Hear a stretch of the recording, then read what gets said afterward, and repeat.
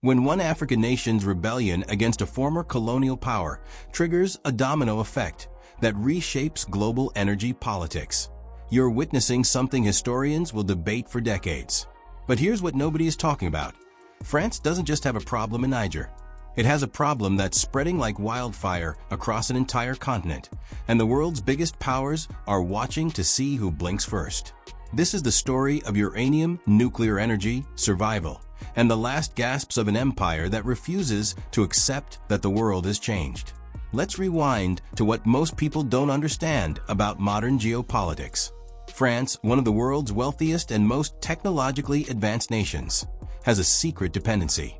Roughly 70% of France's electricity comes from nuclear power, the highest percentage of any major developed nation on Earth.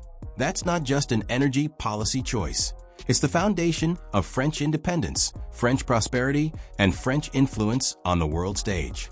You cannot understand France's actions in Africa without understanding this fundamental reality. Nuclear power is not just about electricity. It's about national sovereignty. And that dependency runs directly through Niger. For decades, French companies, particularly the state-connected Orano Corporation, have controlled two massive uranium mines in Niger that produce some of the highest-grade uranium in the world. These weren't mines that France discovered or developed purely through innovation. They were mines that existed in a former French colony, extracted under agreements signed during an era when African nations had little choice in the matter. The arrangement worked beautifully for France. Steady, reliable access to the raw material that powered their entire nuclear ecosystem. Meanwhile, Niger received payments and promises of development that, by most accounts, never quite materialized the way they should have. This is where the story gets dangerous. Because in 2023, Niger's military executed a coup, and a new government led by General Abdourahamane Tiani took power with a very different vision for what should happen to Niger's natural wealth. And that's when the crisis truly began. The new military government didn't just want better terms. They wanted something far more radical. They wanted control. They wanted Niger's uranium to belong to Niger, not to a foreign corporation operating under decades-old agreements signed by governments that no longer existed. In their view, and here's the critical perspective often missing from Western coverage, these weren't legitimate contracts. They were colonial-era arrangements that had persisted long after colonialism supposedly ended. When you think about it from Niger's perspective, the argument has a certain undeniable logic. If you own something in the ground beneath your country, why should a foreign nation extract it and become rich while your population remains poor? So Niger's military government did something that sent shockwaves through global energy markets and geopolitical corridors. They declared their intention to seize control of the uranium mines and terminate the agreements with Orano. They deployed troops to secure the sites. They made it clear that negotiation, in the traditional sense, was off the table. France's response was swift and severe. Paris insisted that the uranium agreements were legally binding contracts under international law, and that Niger had no authority to unilaterally terminate them. French officials made it clear that France expected its access to Ugandan uranium to continue. Because remember, this isn't just about money. This is about energy security for an entire nation. France began escalating pressure on Niger, using every diplomatic, economic, and strategic tool at its disposal. The message was simple: you cannot do this.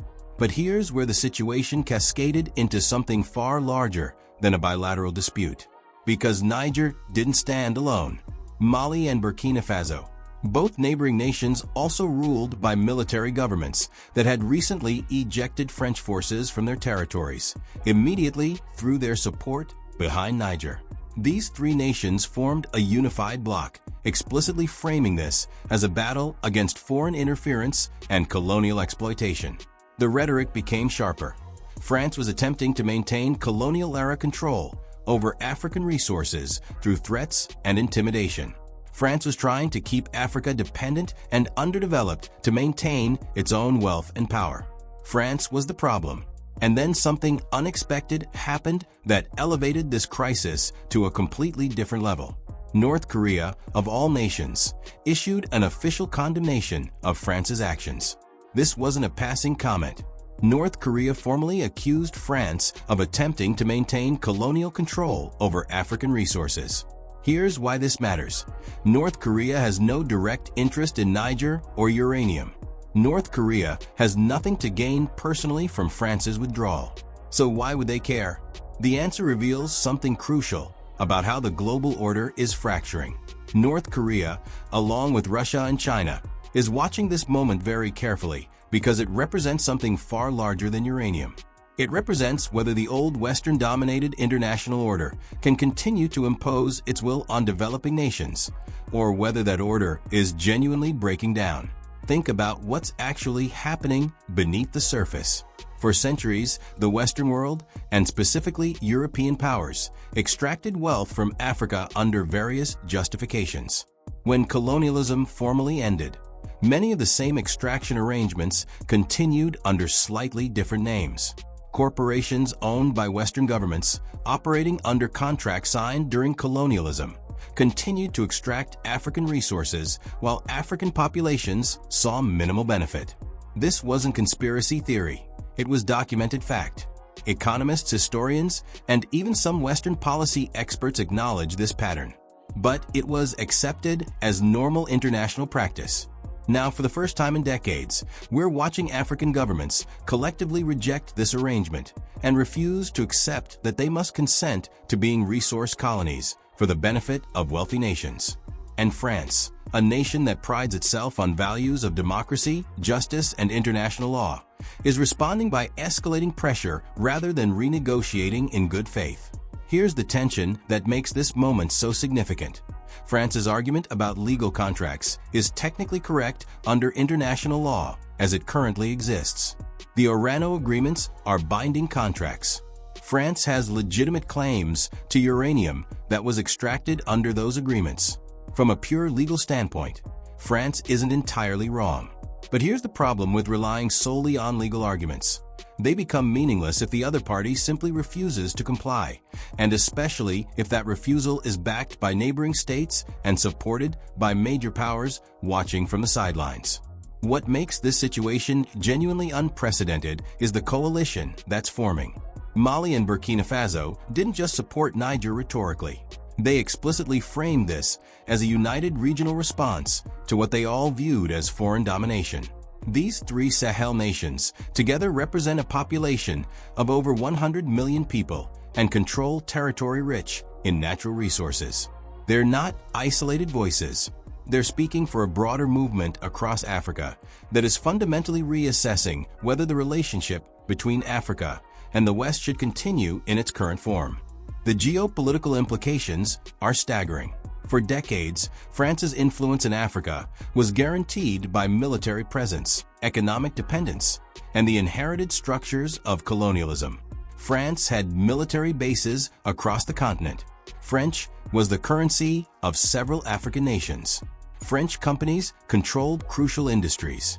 But in the last few years, French military forces have been expelled from Mali, Burkina Faso, and Niger. Russia and China have moved into the vacuum, offering alternative partnerships that don't come with the same colonial baggage. African governments are making a clear choice. They prefer dealing with nations that don't have a history of colonizing them. And here's what makes this particular crisis so pivotal. Uranium isn't just any resource. It's the foundation of nuclear energy, which is becoming increasingly central to global energy security as the world transitions away from fossil fuels. Countries around the world are looking at uranium supplies with new urgency. The European Union is racing to secure uranium from sources outside Russia. The United States is concerned about its own uranium stockpiles. China is aggressively acquiring uranium reserves globally. In this context, France losing access to Niger's uranium isn't just an economic blow. It's a strategic vulnerability that cascades through the entire Western energy security architecture. So what happens next? That's the million-dollar question. France has several options, none of them particularly appealing. One option is to actually escalate military intervention, to use force to defend Orano's interests and maintain control of the mines. But this would be a direct military confrontation against Niger's government, backed by Mali and Burkina Faso, at a moment when French military presence in the Sahel is already deeply unpopular. It would be publicly fighting to maintain colonial-era resource extraction, and it would almost certainly be viewed globally as France reverting to old-fashioned imperialism. The optics would be catastrophic, even if the military outcome might initially favor France's well-equipped forces. The second option is economic coercion.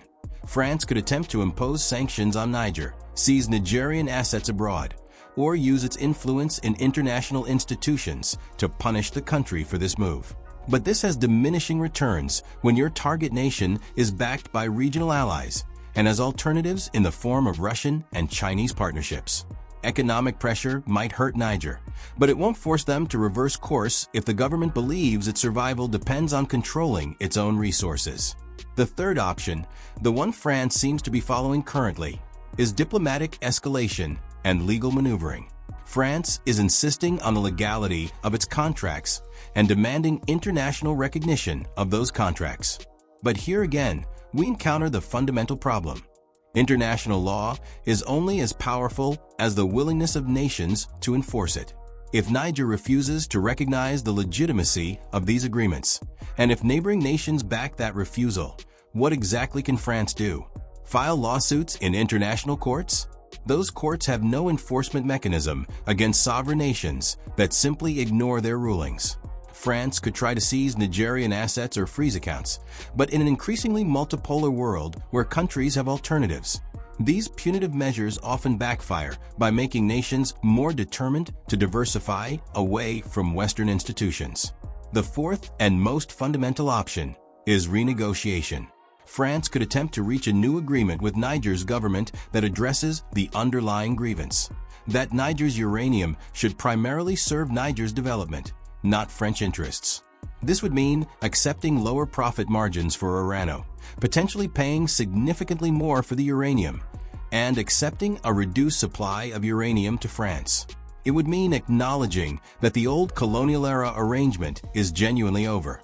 This is almost certainly what should happen from the perspective of justice and equity, but it's also almost certainly what France's establishment is least willing to do. Accepting it would mean admitting that the old system is broken, that Africa's demands for sovereignty are legitimate, and that France must compete on equal terms rather than relying on inherited advantages. But here's what makes this situation so consequential for the entire global order. If France cannot successfully defend its claim to Niger's uranium, if the precedent becomes that developing nations can simply reject contracts with Western corporations and nobody can force compliance, then countless other arrangements across the developing world suddenly become vulnerable. Every mining contract, every resource extraction agreement, every infrastructure deal signed under conditions of unequal power becomes up for renegotiation. The entire global economic order that has rewarded Western nations for centuries begins to shift. China, Russia, and rising powers understand this perfectly. This is why North Korea felt compelled to issue a statement supporting Niger's sovereignty. This is why Russia is actively supporting the military governments in Mali and Burkina Faso. This is why China is eagerly offering alternative partnerships to African nations. They're not trying to control Africa the way the West did. They're offering something different: partnerships without the colonial baggage, economic deals without the political conditions, military support without the lectures about democracy. For a continent exhausted by centuries of Western exploitation, that's an appealing proposition. So what we're actually witnessing is the collision of two orders. The old order, where Western nations retain privileges inherited from colonialism and enforce them through superior military and economic power. And the new order, where developing nations are reasserting sovereignty over their own resources and choosing partnerships based on mutual interest rather than historical dominance.